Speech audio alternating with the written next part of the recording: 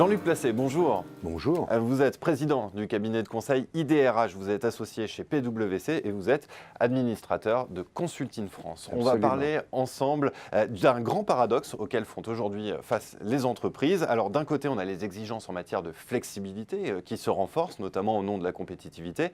Et de l'autre, on entend sans cesse que le rôle de l'humain devient primordial, incontournable à l'heure de la révolution numérique. Alors première question, comment est-ce que vous analysez ce paradoxe ? Bon, écoutez, je crois que dans le fond, cette notion de flexibilité, la notion de transversalité a été mal vendue. On a eu des réponses qui étaient des réponses très technocratiques, des réponses très méthodologiques, des réponses très systèmes. On a oublié que le plus important dans la flexibilité, le plus important dans le transverse, c'est que ceux qui vont le subir le comprennent, le connaissent, l'adaptent, etc. Donc les hommes, dans le changement ou dans la transformation, ce n'est pas simplement une formule, c'est nécessaire pour que ça marche. Alors, quelles sont les conséquences qui découlent de ce paradoxe en matière d'organisation pour les entreprises, en matière de management ? Alors là, les organisations, c'est facile à dire, mais là, les organisations sont complexes à mettre en place. Il y a deux mouvements.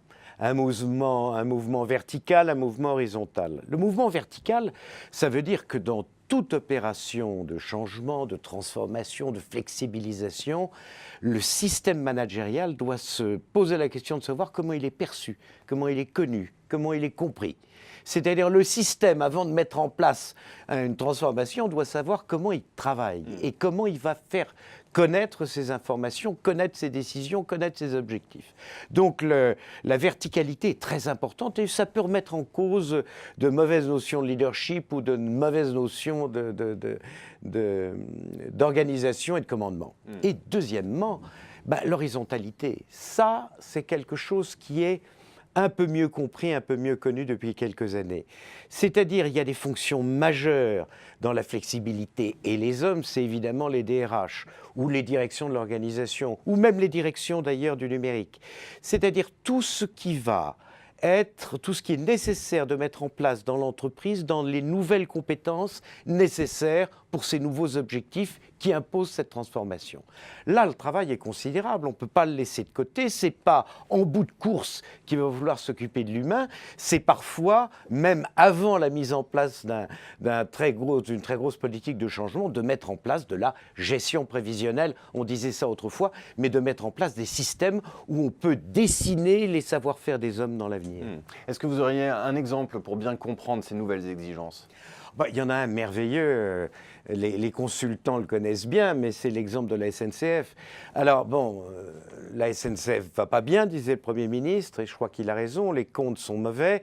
Si vous voulez, on a acheté la paix, on a fait des investissements non financés, donc on a fait de l'endettement. Là maintenant, qu'est-ce qu'il faut faire ? Système de management, c'est-à-dire les syndicats, c'est très important, le politique, c'est très important. La ligne managériale et les hommes dans l'entreprise, c'est encore plus important. Leur expliquer ce qui se passe. Il n'est pas du tout sûr que leurs informations soient aussi précises qu'on veut bien le dire. Ça, c'est un point tout à fait majeur. Et d'autre part, là encore, je parlais de gestion prévisionnelle, le métier de la SNCF de l'avenir sera plus le même qu'aujourd'hui.